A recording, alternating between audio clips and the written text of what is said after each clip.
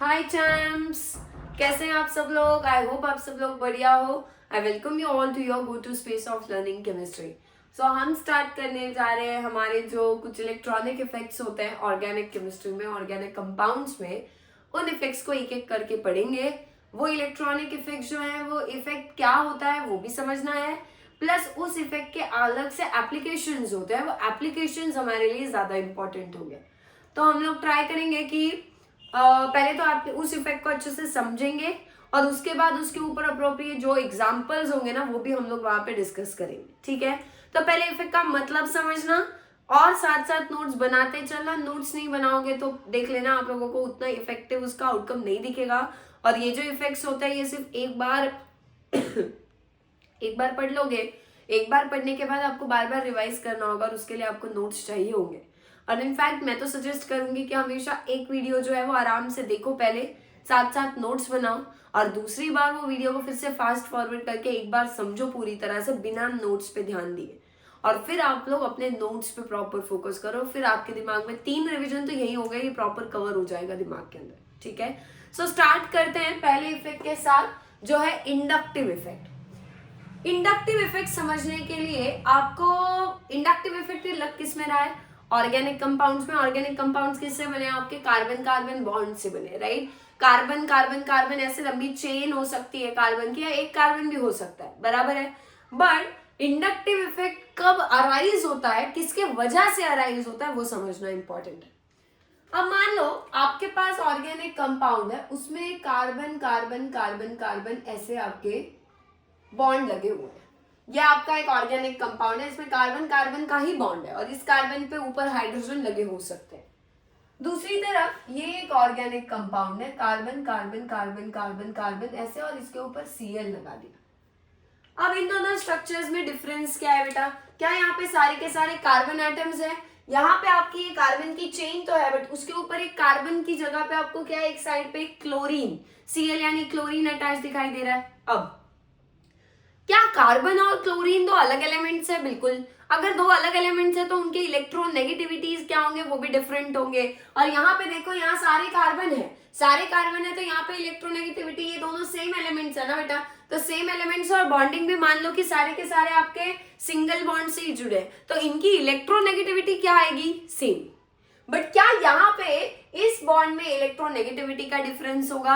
अब इलेक्ट्रोनेगेटिविटी के डिफरेंस को अप्लाई कैसे करना है, कैसे समझना है, वो एक बार समझ लेते हैं। मान लो आप कार्बन का और क्लोरीन का जो बॉन्ड है ना, सिर्फ उस पर फोकस करो, इस कार्बन की चेन को थोड़ी देर के लिए भूल जाओ।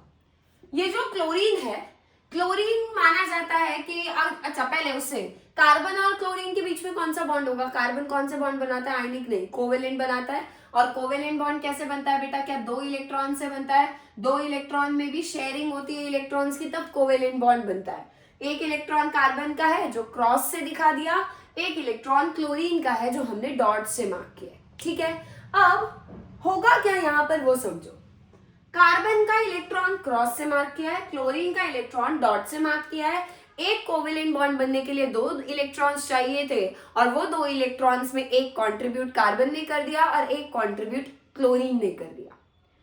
अब बात ऐसी है, कार्बन और क्लोरीन दोनों एक एक इलेक्ट्रॉन कंट्रीब्यूट कर रहे हैं, मतलब क्या इन दोनों इलेक्ट्रॉन्स पे दोनों का हक भी सेम होना चाहिए या नहीं? जितना हक इस कार्बन का है इन दोनों इलेक्ट्रॉन्स के ऊपर, क्या उतना ही हक क्लोरीन का भी होना चाहिए? बराबर है। अब आप सोच के बताओ, अगर कार्बन और क्लोरीन का हक सेम होगा तो ये इलेक्ट्रॉन कहाँ होने चाहिए, क्या वो बिल्कुल बीच के आपके बॉन्ड के सेंटर में होने चाहिए या नहीं? कार्बन से जितना दूर उतना ही क्लोरीन से भी दूर होने चाहिए। करेक्ट है, ये हमको एक्सपेक्टेड है। क्यों क्यों बोल रही हूं मैं ऐसा, क्योंकि दोनों इलेक्ट्रॉन्स बनाने के लिए एक इसने ही कंट्रीब्यूट किया है, एक इसने किया है, तो दोनों अगर इक्वल, देखो जब भी हम कोई एक मिशन होता है, फॉर एग्जांपल 2 लोग मिशन पे निकले, जितना ही कंट्रीब्यूशन एक पर्सन का है उतना ही दूसरे पर्सन का भी है, तो दोनों को उसका जो क्रेडिट है वो भी तो 50-50% मिलना चाहिए, बराबर है। ऐसा तो नहीं हो सकता कि एक पर्सन को ज्यादा क्रेडिट मिल जाए दूसरे को कम, करेक्ट। बट यहाँ पे ये जो इलेक्ट्रॉन्स है, ये इलेक्ट्रॉन्स एग्जैक्टली सेंटर में दिखते नहीं है। जब आप इसको एक्चुअल में देखोगे ना, ये डायग्राम कुछ ऐसी होगी, कार्बन और क्लोरीन का जो बॉन्ड है वो सिंगल बॉन्ड है। इसमें आपके जो दोनों इलेक्ट्रॉन्स होंगे वो दोनों इलेक्ट्रॉन्स कुछ इस तरह से दिखेंगे। यहाँ पे क्या दिख रहा है, इलेक्ट्रॉन बिल्कुल सेंटर में, और यहाँ आपको इलेक्ट्रॉन्स कहाँ दिखाई दे रहे हैं बेटा, क्या आपको इलेक्ट्रॉन्स क्लोरीन के पास आते हुए दिखाई दे रहे हैं, राइट। अब ये जो है ये गलत है, ये जो है ये एक्चुअल में होता है। अब ऐसा होता क्यों है, क्योंकि इन दोनों इलेक्ट्रॉन्स को कार्बन यहां से कोशिश कर रहा है अपने तरफ खींचने की, क्लोरीन यहां से कोशिश कर रहा है अपने तरफ खींचने की, कार्बन क्लोरीन दोनों अपनी तरफ से ट्राई करें इलेक्ट्रॉन्स को अपने तरफ पुल करने की, बट क्या जो ज्यादा अट्रैक्ट करेगा, अगर कार्बन ने ज्यादा फोर्स लगा दिया इलेक्ट्रॉन पे तो इलेक्ट्रॉन उसकी तरफ चले जाएंगे, क्लोरीन ने ज्यादा लगा दिया तो उसकी तरफ चले जाएंगे, बराबर है। अब अगर हम इस बॉन्ड की बात करें, कार्बन कार्बन का बॉन्ड, इसमें भी दो इलेक्ट्रॉन्स है, एक इस कार्बन का एक इस कार्बन का फॉर एग्जांपल, ठीक है। अब दोनों तरफ जो एटम लगे हैं वो कौन से बेटा, कार्बन और carbon, carbon carbon same atoms है, सेम एटम है तो इलेक्ट्रॉन्स को खींचते वक्त जोर भी तो सेम लगाएंगे, बराबर है। और जोर सेम लगेगा तो इलेक्ट्रॉन ना इधर जाएंगे ना इधर जाएंगे, इलेक्ट्रॉन सेंटर में रहेंगे। बट यहाँ एटम सेम नहीं है, क्लोरीन ज्यादा फोर्स लगा के इलेक्ट्रॉन को अपनी तरफ बुला लेगा, इलेक्ट्रॉन क्लोरीन के पास आ जाएंगे, और इसी प्रॉपर्टी को हम क्या कहते हैं, इलेक्ट्रोनेगेटिविटी। एक कोवेलेंट बॉन्ड दो इलेक्ट्रॉन से जब बना होता है, उन दोनों इलेक्ट्रॉन्स को दोनों एटम अपने अपने तरफ खींचने का ट्राई करते हैं, अट्रैक्ट करने का ट्राई करते हैं, बुलाने की ट्राई करते हैं। जो एटम की इलेक्ट्रोनेगेटिविटी ज्यादा, उसका ज्यादा अट्रैक्शन लगेगा उन इलेक्ट्रॉन्स के ऊपर, और इलेक्ट्रॉन्स पे ऑब्वियसली बात है उसके ज्यादा पास शिफ्ट हो जाएंगे, और इस तरीके से हमको बॉन्ड देखने मिलेगा, ना कि इस तरीके से। यहाँ एटम सेम थे, इसकी जितनी पावर थी उतनी इसकी थी, इस वजह से इलेक्ट्रॉन बीच में रहेंगे ना इसके पास ना इसके पास, बीच में है बिल्कुल, ठीक है, इससे भी उतना ही दूर जितना इससे। बट यहाँ पे इलेक्ट्रॉन आपके क्लोरीन के ज्यादा क्लोज शिफ्ट हो जाएंगे। और अब बताओ, अगर क्लोरीन के पास इलेक्ट्रॉन ज्यादा क्लोज शिफ्ट हो गए तो क्या होगा, क्या आपके क्लोरीन को ऐसे लगने लगेगा ना कि अरे मेरे पास तो बहुत इलेक्ट्रॉन्स है, बहुत इलेक्ट्रॉन्स है, क्योंकि एक तो उसका खुद का पहले से था, बट क्या कार्बन वाला इलेक्ट्रॉन भी उसके तरफ चल पड़ा है, और जब उसको कार्बन वाला इलेक्ट्रॉन ऐसे शिफ्ट होता हुआ दिख रहा है, क्या क्लोरीन इलेक्ट्रॉन लेके निकला है यहाँ से कार्बन का, नहीं, वो अभी वहीं है, अभी भी बॉन्ड वहीं पर है, अभी तक बॉन्ड टूटा नहीं है, बस इलेक्ट्रॉन शिफ्ट हो गए, इलेक्ट्रॉन्स थोड़े से पास चले गए क्लोरीन के।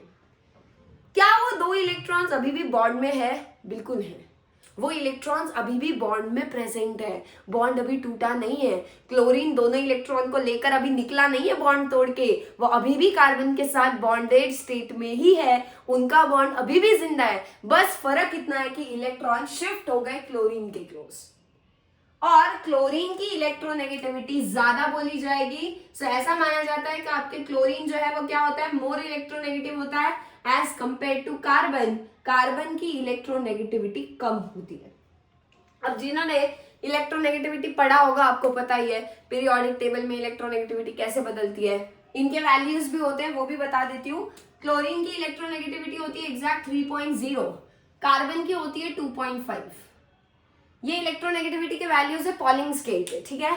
अब वो क्या होता है वो हम पीरियोडिक टेबल में पढ़ते हैं, वो आप तब उस पार्ट पे कवर कर लेंगे।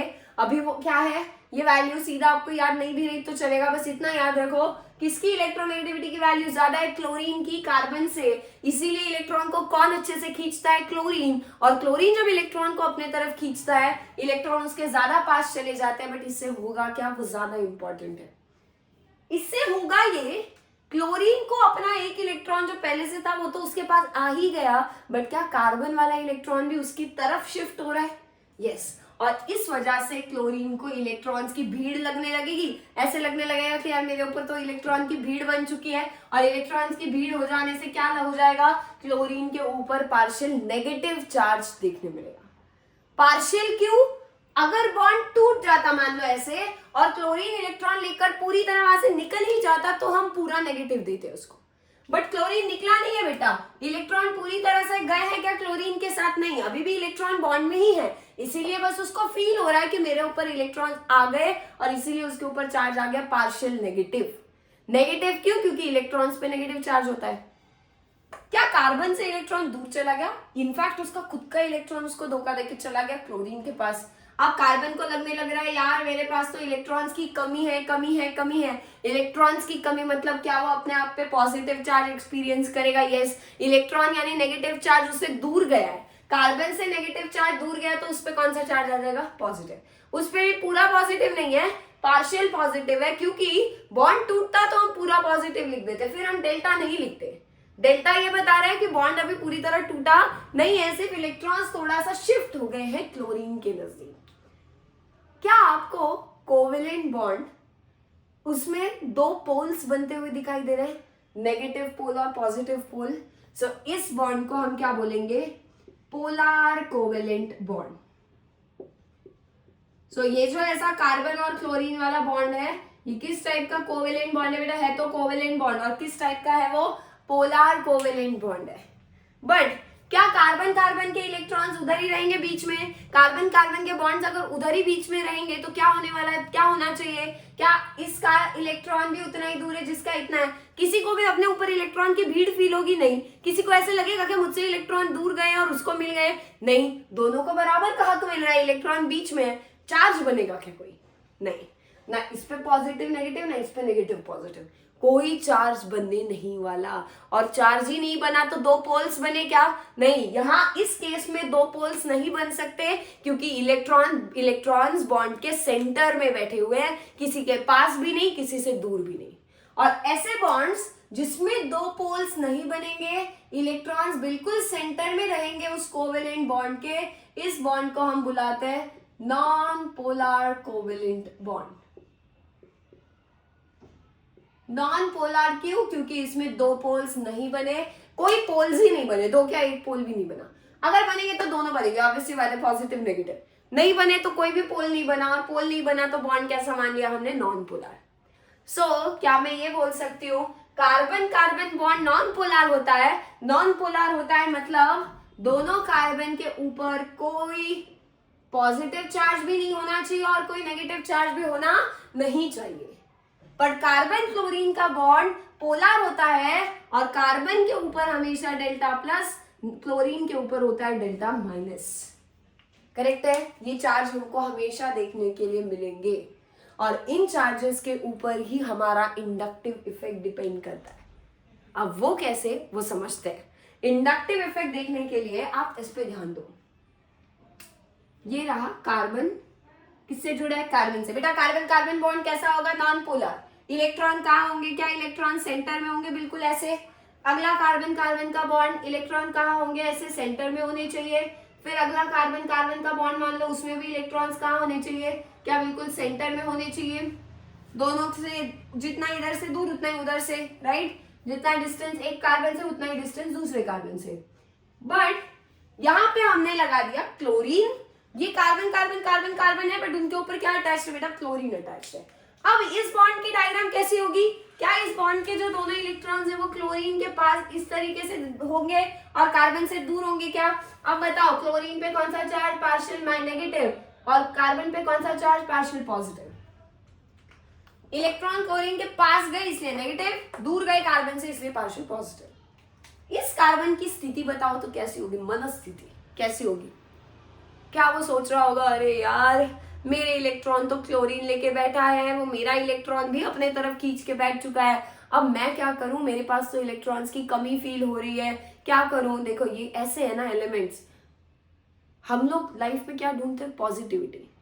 नेगेटिविटी को दूर करते हैं। क्लोरीन नेगेटिविटी पसंद करता है, इलेक्ट्रोनेगेटिव एलिमेंट है। और कार्बन पे पॉजिटिव आ रहा है बेटा, फिर भी वो खुश नहीं है। वो हमारे जैसे नहीं है। हम कितना चूजी होता है, यार नेगेटिव है ना, यहाँ पे नेगेटिव वाइब आ रही है, नहीं जाना, यहाँ पॉजिटिव वाइब आ रही है, यहाँ चलते हैं। एलिमेंट्स का ऐसा कुछ नहीं है। जो नेगेटिव है वो नेगेटिव यानी इलेक्ट्रॉन्स को खींच खींच के फुल खुश है, और जिन पे पॉजिटिव आ रहा है ना वो पॉजिटिव होके भी खुश नहीं है, क्योंकि एलिमेंट्स में चार्ज ये ज्यादातर स्टेबल होता ही नहीं है। वो हमारे ह्यूमन बींग्स जैसे नहीं है कि पॉजिटिव वाइब आ गई मुंह उठा के चले गए। कार्बन पे पॉजिटिव आ रहा है, बट कार्बन प्रेशर के अंडर है कि यार मेरा इलेक्ट्रॉन मुझसे दूर जा रहा है, और होगा भी ना यार, उसका इलेक्ट्रॉन है। हमसे कोई चीज छिन जाती है तो हम पे भी दुख होता है या नहीं होता है? घूम जाता है कुछ तो होता है ना दुख। वैसे ही है, इलेक्ट्रॉन इसका है, हक क्लोरीन जमा के बैठा है। बट कार्बन भी इतने आसानी से हार नहीं मानता है। वो क्या करता है, ये कार्बन अपने ऊपर जब इलेक्ट्रॉन्स की कमी आती है वो अगले कार्बन को परेशान करना स्टार्ट कर देता है और वो बोलता है भाई तू क्या कर रहा है, तू क्यों मजे से बैठा है बिना चार्ज के, तेरे इलेक्ट्रॉन्स जो है या अपने जो इस बॉन्ड के इलेक्ट्रॉन है, यहाँ भी तो देखो एक बॉन्ड एक इलेक्ट्रॉन इस कार्बन का एक इसका होगा, बराबर है, पर दोनों कार्बन होने की वजह से कैसा होना चाहिए था, बॉन्ड सेंटर में होने चाहिए था, बट ऐसा नहीं होगा। ये कार्बन बड़ा लालची है, ये कह रहा है मेरे ऊपर पॉजिटिव चार्ज है, मैं ऐसे नहीं रहने दूंगा इसको, मैं इसके इलेक्ट्रॉन्स जो है बॉन्ड वाले वो मैं अपने तरफ खींच लूंगा। तो ये कार्बन क्या करेगा, एकदम क्लोज भी नहीं, थोड़े से दूर समझ लो, बट इलेक्ट्रॉन्स की इन दोनों इलेक्ट्रॉन्स को होना चाहिए था बीच में, ये कार्बन बैठ के इलेक्ट्रॉन्स को इन वालों को भी अपनी तरफ खींचने की कोशिश कर रहा है। अब बेचारा ये कार्बन फंस गया, ये कार्बन के ऊपर भी क्या पॉजिटिव चार्ज आ जाएगा, क्योंकि वो आपके उससे भी इलेक्ट्रॉन्स जो है वो दूर चले गए। और वो क्यों हुआ, क्या वो इसलिए हुआ क्योंकि क्लोरीन ने इससे खींचा, इस कार्बन ने इससे खींच लिया, क्या ये आगे बढ़ेगा। अब ये कार्बन प्रेशर के अंदर है, वो सोच रहा है यार ये तो मेरे इलेक्ट्रॉन्स लेके चला गया, चल मैं अगले वाले को तंग करता हूँ, ये कार्बन अगले वाले को तंग करने लगेगा और जैसे ही ये होगा ये इलेक्ट्रॉन्स जो है वो आगे थोड़ा सा इस कार्बन के पास आ जाएंगे और जैसे ही इस कार्बन के पास है इस कार्बन पे क्या होगा बेटा, पार्शियल पॉजिटिव। सबकी कहानी सेम है, कैसा है ये, ना हम जिएंगे ना उनको चैन से जीने देंगे, सेम। ये कार्बन को इस क्लोरीन ने नहीं जीने दिया, इसने आगे वाले को नहीं जीने दिया, इसने आगे वाले को नहीं जीने दिया। अब होता क्या है ना बेटा, देखो ये पहले तो बहुत बहुत एक्साइटमेंट में होता है, नहीं मैं इसको नहीं जीने दूंगा, ये सोचता है यार करूं नहीं करूं, थोड़ा सा रैम खा लेता है, बोलता है चल थोड़ा सा कर लेता हूँ, ये थोड़ा तंग करेगा, ये आगे मेरा बेचारा बोलता है यार ठीक है यार क्या करे, वो आगे से प्रथा चलती आ रही है, जरूरी नहीं है कि हम भी वही करें। तो ये जो इफेक्ट है बेटा, इसी इफेक्ट को कहा जाता है इंडक्टिव इफेक्ट। इंडक्टिव इफेक्ट का मतलब क्या है, अगर आपके पूरे कार्बन कार्बन की चेन होगी, वहां पे क्या कोई नेगेटिव कोई इलेक्ट्रॉन खींचने वाला क्लोरीन बैठा है क्या, नहीं, क्या सारे कार्बन आपस में मजे से रह रहे होंगे, बट जैसे ही यहाँ पे हमने क्लोरीन लगाया, क्लोरीन लगाते ही क्या कार्बन कार्बन की चेन के ऊपर उसका असर देखता हुआ दिख रहा है आपको, जिस बॉन्ड पे जिस कार्बन पे क्लोरीन लगा था वहां तो असर पड़ा ही, बट क्या इस बॉन्ड के वजह से आगे वाले बॉन्ड्स के ऊपर भी असर पड़ा, जहां की इलेक्ट्रॉन सेंटर में होने चाहिए थे, बट इलेक्ट्रॉन सेंटर में रहे ही नहीं, वो इलेक्ट्रॉन भी उसी तरफ जा रहे हैं जिस तरफ क्लोरीन खींच रहा है। किस तरफ जा रहे हैं बेटा इलेक्ट्रॉन, क्या इलेक्ट्रॉन्स यहां से क्लोरीन की तरफ, ये इस तरफ और इसी तरफ बढ़ रहे हैं क्या इलेक्ट्रॉन्स, इलेक्ट्रॉन्स का फ्लो किस तरफ है, क्लोरीन की तरफ है। अब ये हुआ किसकी वजह से, सारे कार्बन कार्बन बॉन्ड्स होंगे तो ऐसा कुछ होगा ही नहीं, बट अगर आपने एक भी क्लोरीन, क्या सिर्फ क्लोरीन ये इफेक्ट दिखाता है, नहीं, क्लोरीन जैसा कोई भी ऐसा लालची एटम यहाँ पे बिठाओगे जो इलेक्ट्रॉन खींचने को रेडी है, तो वहां वहां ये इफेक्ट होगा। और अगर आप लालची मतलब क्या होगा, क्या वो मोर इलेक्ट्रोनेगेटिव होगा, और अगर कोई लालची एटम बैठा होगा वो इलेक्ट्रॉन को खींचेगा तो क्या बॉन्ड पोलर रहेगा या नॉन पोलर, क्या वो बॉन्ड हमेशा आपका पोलर ही होगा। यानी कोई भी लालची नहीं था, सारे सेम थे, मिलजुल के रह रहे थे, कोई ऐसा इफेक्ट यहाँ पे नहीं दिखा, सारों पे कोई चार्ज नहीं था, किसी पे भी चार्ज नहीं था। एक लालची आया, उसने सबके ऊपर ये लालच जगा दिया, इसने किसको लालची बनाया, इसको, इसने आगे इसको, इसको आगे, इधर कोई लालची नहीं था, किसी ने किसी को बनाया भी नहीं, एक लालची एटम क्लोरीन आके लग गया, इसने आगे वाले को लालची बनाया, इसने आगे वाले को, इसने आगे वाले को।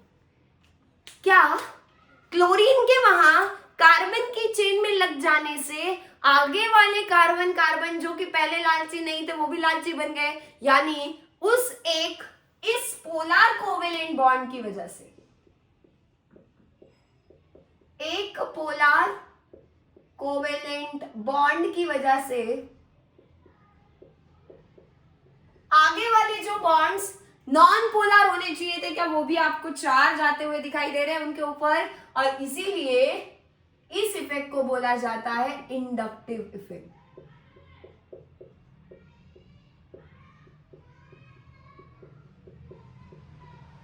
क्लियर है क्या, क्यों आ रहा है इंडक्टिव इफेक्ट, इंडक्टिव इफेक्ट तब लगेगा जब आपके कार्बन कार्बन के ही चेन में कोई भी एक ऐसा बॉन्ड अगर गलती से आ जाए जो पोलर होगा, पोलर यानी जहां पे आपके electrons more electronegative less electronegative, electronegativity का जब डिफरेंस होने वाले दो एटम जुड़े होंगे कार्बन पे, कोई भी ऐसा एटम, अगर एटम ही नहीं कोई ग्रुप भी हो सकता है, बड़ा सा ग्रुप भी अगर कोई लगा दिया जो ऐसे ही क्लोरीन जैसे इलेक्ट्रॉन को खींचने में लगा हुआ है, क्या वहां पे भी यही सेम स्टोरी होगी? बिल्कुल होगी।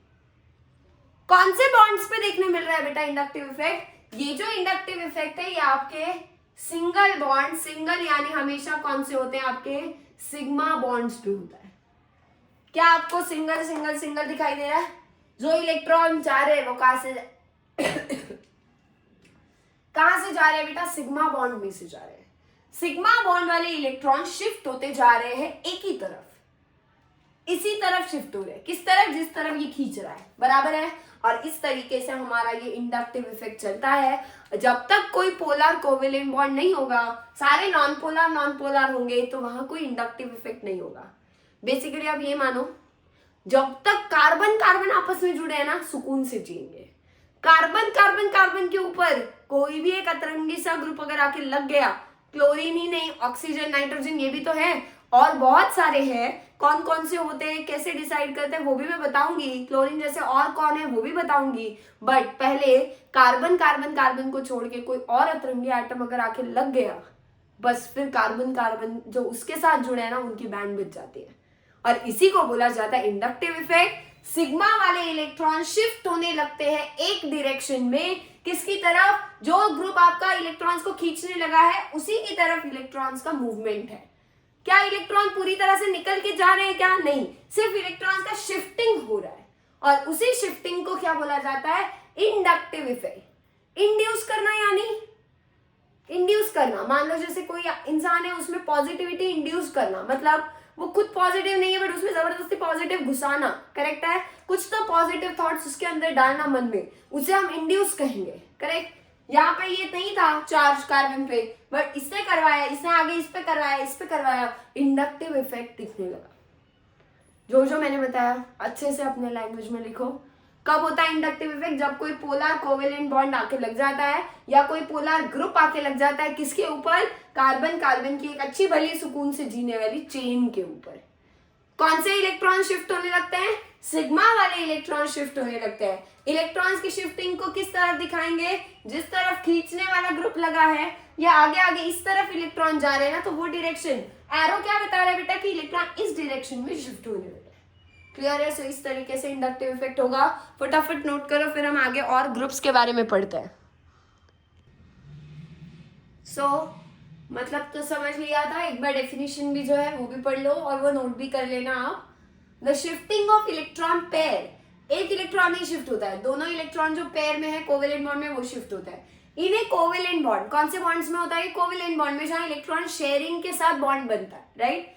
Due to the presence of a polar covalent bond, अगर पूरे स्ट्रक्चर में कोई एक भी पोलर कोवेलेंट बॉन्ड आता है, उस पोलर कोवेलेंट बॉन्ड के आ जाने से आगे वाले कार्बन कार्बन बॉन्ड्स पे जब असर दिखता है, उसी इफेक्ट को हम इंडक्टिव इफेक्ट कहते हैं। इलेक्ट्रॉन्स की शिफ्टिंग होती हुई देखने के लिए मिलती है। अब एक चीज है, आपने जो पहला एग्जांपल हमने देखा, जहां से हमने कंपेयर करके समझा इंडक्टिव इफेक्ट को, वहां आपकी कार्बन कार्बन चेन के ऊपर एक तरफ क्लोरीन लगा था। क्लोरीन क्या कर रहा था बेटा वहां पे? क्या क्लोरीन ज्यादा इलेक्ट्रोनेगेटिव होने की वजह से इलेक्ट्रॉन को अपनी तरफ खींच रहा था और इलेक्ट्रॉन इस कार्बन से दूर जा रहे थे? बराबर है। तो क्लोरीन या जो भी ग्रुप यहाँ पे कार्बन के ऊपर जुड़ा हुआ था, वो कैसा था? वो इलेक्ट्रॉन को अपनी तरफ विड्रॉ यानी खींच रहा था, या इलेक्ट्रॉन्स दे रहा था कार्बन को, बल्कि खींच रहा था। ऐसे ग्रुप्स को हम बोलते हैं इलेक्ट्रॉन विड्रॉइंग ग्रुप्स। सो इलेक्ट्रॉन विड्रॉइंग ग्रुप यानी ये क्या करते हैं बेटा? इलेक्ट्रॉन्स को अपनी तरफ खींचने की कोशिश करते हैं। तो क्या होगा? क्या इलेक्ट्रॉन, इस कार्बन कार्बन बॉन्ड वाले इलेक्ट्रॉन्स भी उसकी तरफ चले जाएंगे? ये आगे कार्बन पे कौन सा चार्ज आएगा बेटा? क्या इस कार्बन के ऊपर डेल्टा पॉजिटिव आ जाएगा, क्योंकि इलेक्ट्रॉन इससे दूर जा रहा है। बट इसकी वजह से क्या ये कार्बन आगे इस कार्बन से इलेक्ट्रॉन मांगने लगता है, इसके ऊपर क्या आ जाएगा? इस पे भी डेल्टा प्लस, ये आगे मांगेगा इस पे भी डेल्टा प्लस। अब मेरा क्वेश्चन है, क्या इस पे जितना पॉजिटिव इस पे भी पॉजिटिव, इस पे भी पॉजिटिव, और ये जो इलेक्ट्रॉन विड्रॉइंग ग्रुप लगा है यहाँ पे, उस पे खुद पे क्या होगा, डेल्टा माइनस होगा, राइट। कार्बन के ऊपर मेन ध्यान दो, क्योंकि ऑर्गेनिक कंपाउंड में हमारा मेन क्या होता है, कार्बन के बारे में जानना, कार्बन के रिस्पेक्ट में हमको ज्यादा पता करना है। इलेक्ट्रॉन विड्रॉइंग ग्रुप पे नेगेटिव आ गया, कार्बन की चेन पे पार्शियल पॉजिटिव चार्ज है। क्या कार्बन पे कहीं पे भी नेगेटिव आएगा? नहीं, क्योंकि यहाँ पे इसने नेगेटिव लेकर इनको पॉजिटिव बनाने की कोशिश की है। अब क्या मैं इसका पॉजिटिव, इसका पॉजिटिव, इसका पॉजिटिव सेम होंगे क्या? जितना इस पे है उतना इस पे, उतना इस पे होगा? नहीं। मान लो इसको हम डेल्टा 1, इसको हम डेल्टा 2 प्लस, इसको हम डेल्टा 3 प्लस बुला लेते हैं। जो आपका कार्बन सबसे पहले इलेक्ट्रॉन विड्रॉइंग ग्रुप के बहुत पास बैठा है, ये तगड़ा इलेक्ट्रॉन विड्रॉइंग ग्रुप है, ये ज्यादा इलेक्ट्रॉन को खींचेगा। इलेक्ट्रॉन ज्यादा दूर किससे होंगे बेटा? इससे दूर होंगे, और इससे इलेक्ट्रॉन दूर होंगे तो क्या इसके ऊपर सबसे ज्यादा पॉजिटिव चार्ज आएगा, तो डेल्टा 1 पॉजिटिव सबसे ज्यादा होगा। अब ये क्या है बेटा? ये वैसे अच्छा इलेक्ट्रॉन खींचने वाला है क्या? कार्बन कार्बन से इलेक्ट्रॉन खींचता है क्या? वैसे नहीं। क्या मजबूरी में खींच रहा है? क्योंकि इसने अपने रंग दिखाए तो ये रंग दिखाने लगा, बट क्या वो उतने अच्छे रंग दिखा पाएगा जितने अच्छे से ये खींच रहा है? क्या ये कार्बन उतने अच्छे से इलेक्ट्रॉन को खींच पाएगा चाह के भी? नहीं। तो क्या होगा, क्या इलेक्ट्रॉन उतने दूर आएंगे इस कार्बन से, उतने दूर होंगे इस अगले कार्बन से? नहीं होंगे। अगर इससे इलेक्ट्रॉन उतने दूर नहीं जा पाएंगे तो क्या इसका पार्शियल पॉजिटिव चार्ज थोड़ा और कम हो जाएगा? थोड़ा कम है। अब ये इससे इलेक्ट्रॉन खींच रहा है, जब इससे इलेक्ट्रॉन खींचने की बारी आएगी, ये क्या है, ये इन दोनों की वजह से कर रहा है, खुद से चाह रहा था क्या? नहीं। तो ये भी उतने अच्छे से इलेक्ट्रॉन को खींच पाएगा? इससे नहीं खींच पाएगा। यानी क्या इलेक्ट्रॉन उतने दूर इस कार्बन से होंगे? नहीं, जितने इधर से हैं। तो इसके ऊपर जो पार्शियल पॉजिटिव चार्ज है वो और कम। अब इस तरीके से क्या होता जाएगा बेटा, क्या जैसे जैसे कार्बन की चेन आगे बढ़ती जाएगी, आपको ये इलेक्ट्रॉन खींचने की पावर सबसे ज्यादा इसकी थी, इलेक्ट्रॉन सबसे ज्यादा दूर गए। इसकी थोड़ी कम थी, इसकी थोड़ी और कम, इसकी और कम। क्या आगे जाते जाते वो जो पावर है वो और कम कम होती जाएगी, और वो पावर कम होती जाएगी तो क्या पॉजिटिव चार्ज भी उतना ही कम कम बनता जाएगा? उतना कम बनेगा तो इलेक्ट्रॉन की शिफ्टिंग भी उतनी कम होगी। उससे क्या आपका इंडक्टिव इफेक्ट कम होता जा रहा है, ये बोल सकते हैं। हाँ, और इसीलिए यूजुअली ये माना जाता है इंडक्टिव इफेक्ट सिर्फ 3 कार्बन तक ही ट्रैवल कर पाता है। 3 कार्बन यानी 4th कार्बन 5th कार्बन पे उतना खास उसका इफेक्ट हमको देखने के लिए नहीं मिलता। तो इसीलिए वो ज्यादातर कितने कार्बन तक लिमिटेड रहता है? 3 कार्बन तक। ये तो रही इलेक्ट्रॉन विड्रॉइंग ग्रुप की बात। क्या ऐसा कोई ग्रुप भी कार्बन पे लग सकता है जो इलेक्ट्रॉन खींचने के बजाय बल्कि कार्बन को इलेक्ट्रॉन्स दे दे? यस। पहले एक काम करो, ये ऑर्डर लिखो।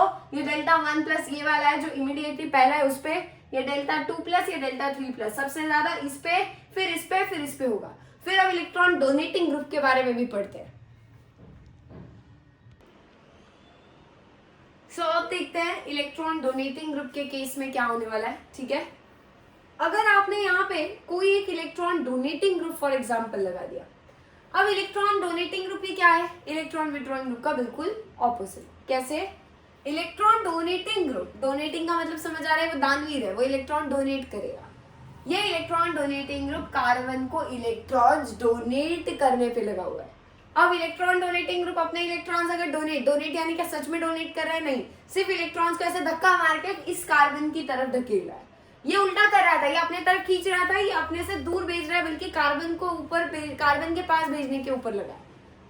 इलेक्ट्रॉन डोनेटिंग ग्रुप जैसे ही अपने इलेक्ट्रॉन्स कार्बन की तरफ देगा, क्या ये इलेक्ट्रॉन्स कार्बन के ज्यादा पास और इलेक्ट्रॉन डोनेटिंग ग्रुप से दूर हो जाएंगे? और जैसे ये होगा, क्या इसके ऊपर डेल्टा प्लस और कार्बन के ऊपर लग जाएगा क्या डेल्टा माइनस? अब ये कार्बन क्या देख रहा है? भाई मुझे इलेक्ट्रॉन कहीं से आ रहे हैं, बाकियों का भी भला कर देता हूँ, मैं भी दानवीर बन जाता हूँ। ये कार्बन आगे इस कार्बन को इलेक्ट्रॉन्स देने की कोशिश करेगा, इलेक्ट्रॉन्स इसके पास शिफ्ट हो जाएंगे। इस कार्बन पे भी क्या आ जाएगा? बेटा पार्शियल नेगेटिव आ जाएगा। अब ये कार्बन देख रहा है यार कहीं से आ रहा है ना, चलो थोड़ा दान कर देते, अच्छे है बेचारे, हमारे जैसे नहीं है। क्या करेगा ये आगे? और इलेक्ट्रॉन्स को डोनेट करके पार्शियल नेगेटिव।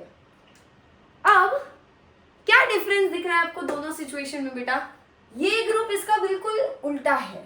ये जो ग्रुप है ये एक इलेक्ट्रॉन डोनेटिंग ग्रुप है और वो खुद के ऊपर कौन सा चार्ज लेता है, partial positive, but electron donating group लग जाने से आगे वाले कार्बन पे कौन सा चार्ज बन रहा है, पार्शियल नेगेटिव। यहाँ देखो इलेक्ट्रॉन विड्रॉइंग ग्रुप खुद पे डेल्टा नेगेटिव, आगे लगे हुए कार्बन पे डेल्टा प्लस दिख रहा था, यहाँ पे सब पे डेल्टा माइनस है। अब फिर से एरो के ऊपर ध्यान दो, एरो दिखाते वक्त क्या अपने इलेक्ट्रॉन्स इस तरफ जा रहे हैं, इलेक्ट्रॉन डोनेटिंग ग्रुप से इस कार्बन पे इधर से इधर, इधर से इधर, इस तरफ फ्लो है इलेक्ट्रॉन्स का, इस डायरेक्शन में, यहाँ की तरफ उस तरफ आपके इलेक्ट्रॉन्स की शिफ्टिंग हो रही है और शिफ्टिंग इस तरफ है, इसलिए एरो भी हमने उसी तरफ दिखा। तो हमेशा एरो इलेक्ट्रॉन विड्रॉइंग ग्रुप लगा होगा तो उसकी तरफ आने चाहिए सारे बॉन्ड्स में, ऐसा नहीं कि इधर तक इलेक्ट्रॉन इस तरफ जाते हुए दिखा रहे हैं और इधर इस तरफ, नहीं होगा, समझ गए। एक ही डायरेक्शन में इलेक्ट्रॉन जाने चाहिए, वो इलेक्ट्रॉन विड्रॉइंग ग्रुप होगा तो उसकी तरफ, इलेक्ट्रॉन डोनेटिंग ग्रुप होगा तो उससे ऑपोजिट तरफ जाएंगे। और दो अलग ग्रुप्स कार्बन के ऊपर दो अलग चार्जेस क्रिएट करते हुए दिख रहे हैं, एक तरफ पार्शियल पॉजिटिव है तो दूसरी तरफ पार्शियल नेगेटिव है, और इस तरीके से इंडक्टिव इफेक्ट में दो ग्रुप्स होते हैं, इलेक्ट्रॉन डोनेटिंग और विड्रॉइंग, ठीक है। अब इलेक्ट्रॉन डोनेटिंग ग्रुप के लग जाने से हमारे लिए मेन कौन है, फिर से मैंने क्या कहा था, क्या हमारे लिए कार्बन की चेन इंपॉर्टेंट है, ये वाली, ये ग्रुप हमारे लिए तो बस वहां लगे हैं इसलिए उनके बारे में हम समझ रहे हैं, उसका असर हम किस पे समझ रहे हैं, क्या इन लगे हुए कार्बन पे उसका क्या असर है वो समझना है। तो आप जब इंडक्टिव इफेक्ट के टाइप्स डिसाइड करोगे तो इंडक्टिव इफेक्ट का टाइप डिसाइड करते वक्त आपको कार्बन की चेन को समझना है, कार्बन की चेन पे ध्यान देना है।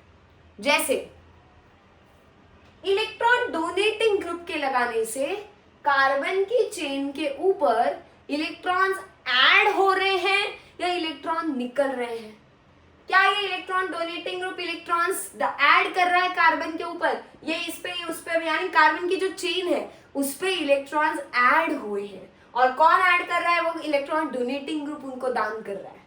और जब आपका कार्बन की चेन पे इलेक्ट्रॉन्स ऐड होते हैं इलेक्ट्रॉन डोनेटिंग ग्रुप के लगने से, इस इफेक्ट को हम बोलते हैं प्लस आई इफेक्ट। प्लस आई को आप पॉजिटिव आई इफेक्ट, पॉजिटिव आई मतलब आप पॉजिटिव इंडक्टिव इफेक्ट भी बोल सकते हो। पॉजिटिव इंडक्टिव इफेक्ट का मतलब होता है इलेक्ट्रॉन डोनेटिंग इंडक्टिव इफेक्ट। अब प्लस आई का मतलब क्या है, इलेक्ट्रॉन डोनेटिंग इंडक्टिव इफेक्ट किसके वजह से होता है, इलेक्ट्रॉन डोनेटिंग ग्रुप की वजह से होता है। अब बहुत सारे स्टूडेंट्स कंफ्यूज होते हैं, इलेक्ट्रॉन डोनेटिंग ग्रुप लगने से कार्बन पे नेगेटिव चार्ज आ रहा है तो वो कह देते हैं ये माइनस आई इफेक्ट है। नहीं, आपको क्या देखना है, प्लस आई यानी positive inductive, positive inductive effect यानी जब आपका लगा हुआ ग्रुप कार्बन की तरफ इलेक्ट्रॉन्स प्लस यानी ऐड कर देगा, डोनेट कर देगा, तब आपका इलेक्ट्रॉन डोनेटिंग यानी प्लस आई इफेक्ट होगा।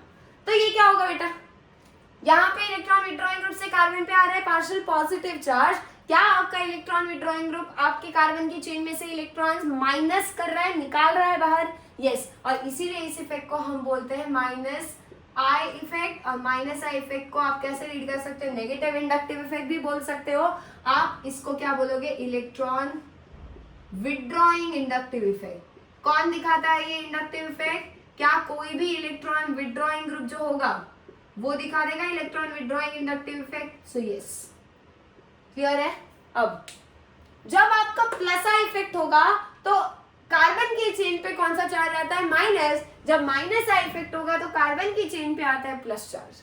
Electron donating group plus I दिखाता है, electron withdrawing group minus I दिखाता है। ये आपके दो तरह के इंडक्टिव इफेक्ट्स हैं, इलेक्ट्रॉन डोनेटिंग और विड्रॉइंग। अब यहाँ पे भी बताओ, सबसे ज्यादा electron donating group electrons donate करेगा ना इसको, तो सबसे ज्यादा नेगेटिव चार्ज भी इस पे आएगा। इसको मान लेते डेल्टा 1 माइनस, या आगे वाला डेल्टा 2 माइनस, या आगे वाला डेल्टा 3 माइनस। बताओ कौन सा नेगेटिव चार्ज सबसे ज्यादा होगा, जिसको इलेक्ट्रॉन सबसे ज्यादा मिलेंगे उसी को। क्या ये सबसे ज्यादा दानवीर है क्योंकि इसने शुरुआत की है, इसने अगर इलेक्ट्रॉन देना शुरू किया है तब ये आगे दे रहा है ना। बट आप खुद बताओ, आपको कहीं से 50 लाख मिलेंगे, आप पूरे 50 लाख आगे दोगे या 1 करोड़ करके दोगे, नहीं ना। आपको जो मिला है उसमें से आप थोड़ा ही आगे पास करोगे, वो आगे क्या करेगा, उससे थोड़ा पास करेगा। यानी अगर ये इसको इलेक्ट्रॉन दे रहा है तो सबसे ज्यादा यही देगा, इससे आगे जाते जाते क्या वो इलेक्ट्रॉन डोनेट करने की पावर कम होती जाएगी और इसीलिए नेगेटिव चार्ज भी क्या होने मिलेगा, हमें कम देखने के लिए मिलेगा। तो क्या आपका पहले कार्बन पे लगा हुआ जो डेल्टा 1 नेगेटिव है वो सबसे ज्यादा, उसके बाद जो दूसरा कार्बन है उस पर भी नेगेटिव है बट वो थोड़ा कम, और उससे अगले कार्बन पे तो इनफैक्ट और कम हो जाएगा। अब 50 लाख आए, इसने 50 लाख में से 20 लाख दे दिए, इसे 20 में से 10 लाख दे दिया। अब ये बोलेगा यार 10 लाख में मेरा क्या होगा, मैं और क्या दूं आगे, तो ये आगे और इलेक्ट्रॉन्स या बांटना कम कर देगा। अब 10 लाख यानी मैं पैसों के टर्म्स में बोली थी, इलेक्ट्रॉन्स में नहीं, दो ही इलेक्ट्रॉन्स है। हम एक पेयर ऑफ इलेक्ट्रॉन्स की बात करें, बराबर है। बट यहाँ से मैं आपको सिर्फ ये कहना चाह रही हूँ कि जैसे जैसे इंडक्टिव इफेक्ट, चाहे वो डोनेशन हो, इसकी डोनेट करने की एबिलिटी हो जो कार्बन भी दिखा रहे हैं आगे, या विड्रॉ करने की एबिलिटी हो कार्बन की, डिस्टेंस बढ़ते बढ़ते वो डोनेट या फिर विड्रॉ करने की पावर कम होती जाती है, और इसीलिए हम कहते हैं इंडक्टिव इफेक्ट डिस्टेंस के साथ डिक्रीज होता है। डिस्टेंस बढ़ेगा, इंडक्टिव इफेक्ट कम होगा, चाहे वो माइनस आए हो चाहे वो प्लस आए। जहां इलेक्ट्रॉन डोनेटिंग ग्रुप या विड्रॉइंग ग्रुप लगे हैं उससे अगला जो कार्बन होगा उस पर सबसे ज्यादा इफेक्ट होगा, चाहे वो माइनस आए हो प्लस आए। उससे आगे आगे वो कम कम होता जाएगा। डिस्टेंस बढ़ने से इंडक्टिव इफेक्ट कम होता है, इसलिए इनवर्सली प्रोपोर्शनल लिखा है मैंने। ये फीचर्स है इंडक्टिव इफेक्ट के, ऐसे चलता है इंडक्टिव इफेक्ट। और क्या है इंडक्टिव इफेक्ट के बारे में बेटा, ये परमानेंट इफेक्ट होता है। एक बार डोनेटिंग या विड्रॉइंग ग्रुप लग गए, एक बार उन्होंने ये काम कर दिया, वो हमेशा रहेगा। जब तक यहाँ से आप इसको बॉन्ड तोड़ के निकालोगे नहीं ना, तब तक वो इफेक्ट वहां पे रहेगा। बट अगर आपने इसको तोड़ के हटा ही दिया फिर थोड़ी रहेगा, फिर वो परमानेंट नहीं है। जब तक यहाँ पे है ग्रुप तब तक है, परमानेंट है। ऐसा नहीं कि अब दिखा रहा है थोड़ी देर बाद देखेंगे तो गायब हो जाएगा इफेक्ट, नहीं, हमेशा होगा। ये चार्ज हमेशा होंगे जब तक ये ग्रुप यहाँ है। जब तक ये ग्रुप यहाँ है ये चार्ज हमेशा होंगे कार्बन पे। ऐसा नहीं होगा कि वो चार्ज थोड़ी देर में हट जाएंगे, थोड़ी देर के लिए रहेंगे। टेम्पररी है क्या, नहीं, परमानेंट है। बट ये ग्रुप हटा दोगे तो चार्ज भी आगे वाले फिर से बैक टू नॉर्मल आ जाएंगे। ये जो हो रहा है ये इसी की वजह से हो रहा है। तो जब तक वो है तब तक ही इफेक्ट है, ठीक। अगला, electrons only shift and don't leave the orbitals, correct है क्या? सिर्फ इलेक्ट्रॉन शिफ्ट हो रहा है, मैंने बोला वो जा रहे हैं क्या वहां से? क्या वो इलेक्ट्रॉन डोनेटिंग ग्रुप उनको लेकर निकल के चला गया? नहीं, उसने सिर्फ अपनी तरफ खींचा, शिफ्ट हुए। Shown by arrow in bonds, क्या हमने एरो से दिखाया बेटा? एरो की डायरेक्शन भी मैंने आपको बता दी, इस पे कुछ क्वेश्चंस भी हम करेंगे। आपको तब ग्रुप कौन सा है वो पता होना चाहिए। इलेक्ट्रॉन डोनेटिंग होगा तो एरो इलेक्ट्रॉन्स का फ्लो बताती है, याद रखो। अगर ये इलेक्ट्रॉन दे रहा है तो एरो इस तरफ जा रहा है ना, इलेक्ट्रॉन इस तरफ तो एरो भी इस तरफ, इलेक्ट्रॉन इस तरफ तो एरो भी इसी तरफ, ठीक है। नेक्स्ट, वन डायरेक्शनल, एक ही डायरेक्शन में होगा। ऐसा नहीं कि यहाँ तक इस तरफ आए और फिर यहाँ से ये कार्बन इनको देने पे लगा हुआ है, नहीं। अगर इलेक्ट्रॉन इस तरफ चलना स्टार्ट किए तो इधर ही जाएंगे, इस तरफ चलना स्टार्ट किए तो इस तरफ ही जाएंगे। सबका डायरेक्शन एक ही होगा, या तो इधर या इधर। दोनों एरोस गलती से भी मत दिखा देना, कहीं आधा एरो इधर आधा एरो इधर जा रहा है, नहीं, सेम डायरेक्शन होनी चाहिए। क्लियर है? सो आई होप आपको ये फीचर्स भी क्लियर होंगे। अब बात आती है इलेक्ट्रॉन डोनेटिंग और विड्रॉइंग ग्रुप। इफेक्ट कौन सा दिखाते हैं वो तो पता चल गया, बट कौन सा ग्रुप इलेक्ट्रॉन डोनेटिंग है कौन सा विड्रॉइंग है वो तो पता होना चाहिए।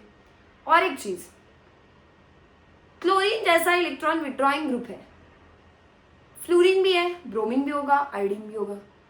क्या सब में इलेक्ट्रॉन विड्रॉ करने की पावर सेम होगी क्या? सोचो, इलेक्ट्रॉन डोनेटिंग ग्रुप एक एल्काइल ग्रुप होता है मान लो, ठीक है। एल्काइल ग्रुप इलेक्ट्रॉन डोनेट करने लगा है, वो इलेक्ट्रॉन डोनेट करेगा, बट क्या एक ही एल्काइल ग्रुप ही होता है कि इलेक्ट्रॉन डोनेटिंग? नहीं, और भी होते हैं। बाकी सब भी क्या जितना एल्काइल ग्रुप डोनेट करता है, जितना दानवीर एल्काइल ग्रुप है उतने ही होंगे क्या? हर एक में डिफरेंस होगा। हर एक की इलेक्ट्रॉन डोनेट करने की और विड्रॉ करने की पावर अलग अलग होगी। वो पावर के लिए आपको एक ऑर्डर लिखवा रही हूँ, आपको उस ऑर्डर में कौन सा ग्रुप माइनस है कौन सा प्लस है दिखाता है वो तो समझ आ ही जाएगा, बट उनकी पावर भी पता चलेगी।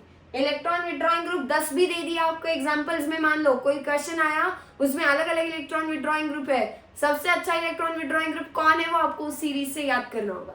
तो पहले ये नोट करो, फिर मैं यहाँ पे वो सीरीज भी नोट कर लेंगे और फिर एग्जाम्पल्स अगली क्लास में करेंगे। ये है ऑर्डर आपके इलेक्ट्रॉन डोनेटिंग और विड्रॉइंग ग्रुप्स के पावर की, ठीक है। हम लोग इनकी पावर को समझ रहे हैं, यानी अगर आपके दो अलग अलग इलेक्ट्रॉन डोनेटिंग या विड्रॉइंग ग्रुप्स आपके सामने आ जाएं तो वो कौन कितना अच्छे से इलेक्ट्रॉन डोनेट या विड्रॉ कर सकता है, कितना अच्छे से वो माइनस आई या प्लस आई इफेक्ट दिखा सकता है, उसकी पावर है। तो ये जो इस तरफ है ना आपके बेटा, ये सारे आपके माइनस आई इफेक्ट दिखाने वाले इलेक्ट्रॉन विड्रॉइंग ग्रुप्स है, उनका ये सीक्वेंस है। सबसे अच्छा, सबसे स्ट्रॉन्गेस्ट इलेक्ट्रॉन विड्रॉइंग ग्रुप है नाइट्रोजन विद F3। अब एक बात बताओ, अब आपको ये एंड कहाँ पे हो रहा है बेटा, हाइड्रोजन। तो ये जो हमने ऑर्डर लिखा है ना, ये पूरा हाइड्रोजन के रिस्पेक्ट में लिखा है। हाइड्रोजन के कंपैरिजन में ये थोड़ा स्ट्रॉन्ग है, उससे स्ट्रॉन्ग है, उससे स्ट्रॉन्ग है, ऐसे करते करते ये सबसे स्ट्रॉन्ग दिखने के लिए मिला।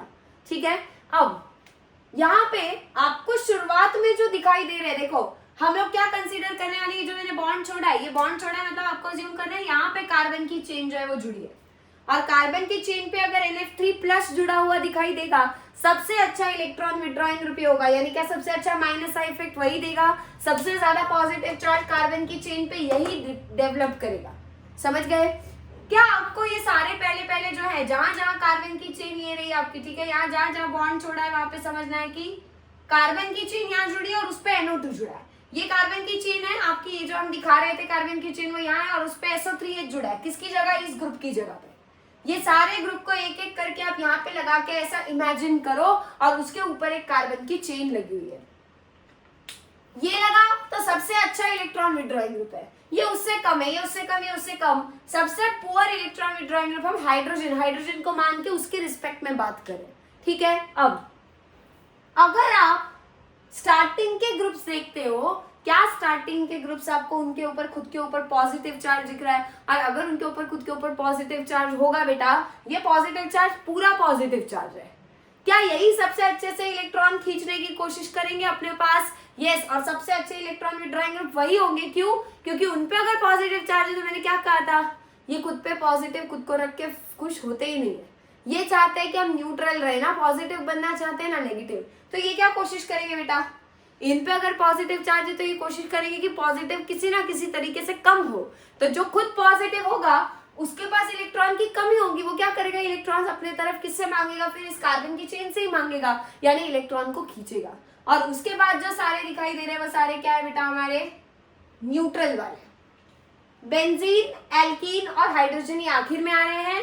एल्काइन यहाँ पे है, NH2OH OR, ये सारे है आपके एसिड है। और फ्लोरीन, क्लोरीन, ब्रोमीन, आयोडीन में से आपको भी पता है ना, इलेक्ट्रोनेगेटिविटी सबसे ज्यादा किसकी होती है, फ्लोरीन की। इसीलिए सबसे अच्छा इलेक्ट्रॉन विड्रॉइंग ग्रुप वही है, फिर क्लोरीन, फिर ब्रोमीन, फिर आयोडीन। हैलोजन सारे सीक्वेंस में। ये दोनों देखो एल्डिहाइड और एसिड, एल्डिहाइड ज्यादा अच्छा होगा एसिड से। ठीक है, फिर मेन आपका नाइट्रो, नाइट्रो देखो, नाइट्रो आपके एसिड से, साइनाइड से, एल्डिहाइड से, हैलोजन से, अल्कोहल से, अल्कोऑक्साइड, बेंजीन सबसे स्ट्रॉन्ग है।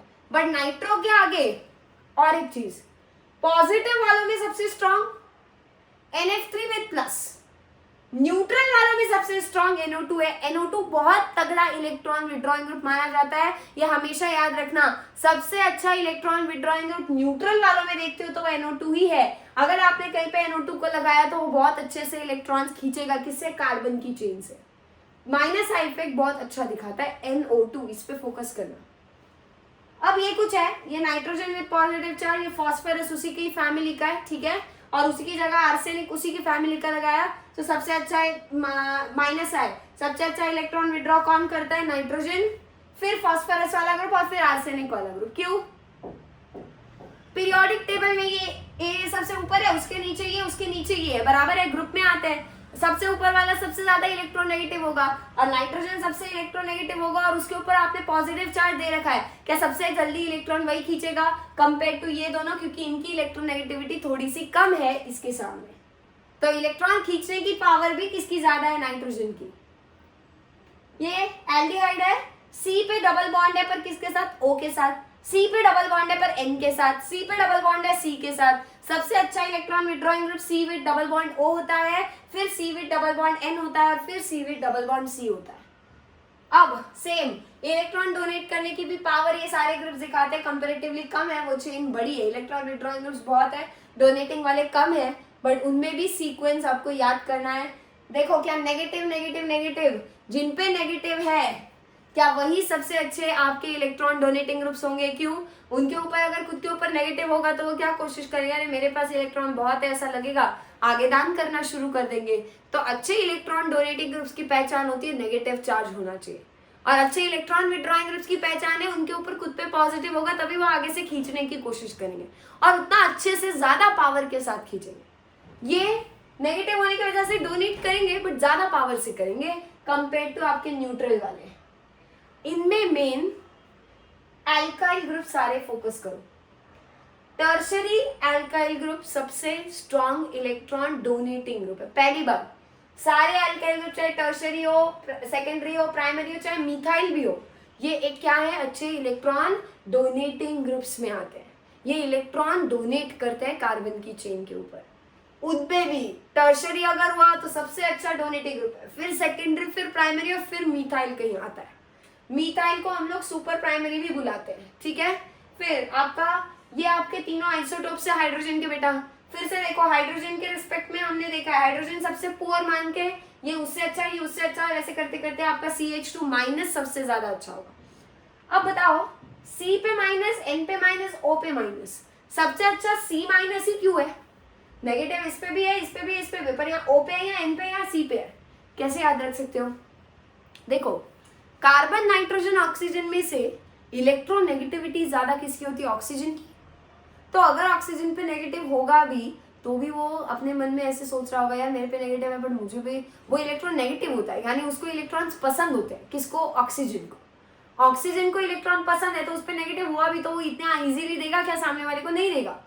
कार्बन क्या है, कंपेरेटिवली थोड़ा कम इलेक्ट्रोनेगेटिव है, इसलिए वो उस पर नेगेटिव आते ही वो कोशिश करते हैं चलो मैं दे देता हूँ, पर ऑक्सीजन उतनी जल्दी नहीं मानता है। समझ गए? और ये क्यों होगा बेटा? कम देखो क्या यहाँ पे ये नेगेटिव ऑक्सीजन का यहाँ पे रेजोनेंस में जाएगा, तो अगर ये डोनेट करना भी चाहे तो भी आधा टाइम तो इलेक्ट्रॉन रेजोनेंस में जा रहे हैं नेगेटिव वाले, तो इस वजह से वो कभी कभी नहीं भी काम कर पाएगा। इसलिए इनके सामने यहाँ कोई रेजोनेंस नहीं था तो ये स्ट्रॉन्ग थे, ये थोड़ा वीक था। फिर टर्शरी, सेकेंडरी, प्राइमरी और मिथाइल हो गया लर्न। C पे नेगेटिव, N पे नेगेटिव, O पे नेगेटिव। फिर आपका ये जब O पे नेगेटिव है बट रेजोनेंस में है C डबल बॉन्ड O के साथ, फिर टर्शरी, सेकेंडरी, प्राइमरी और फिर मिथाइल। मिथाइल मतलब सुपर प्राइमरी, खत्म। ट्रिशियम, ड्यूटेरियम और हाइड्रोजन तीनों आइसोटोप्स में से सबसे अच्छा प्लस आई इफेक्ट कौन दिखाता है?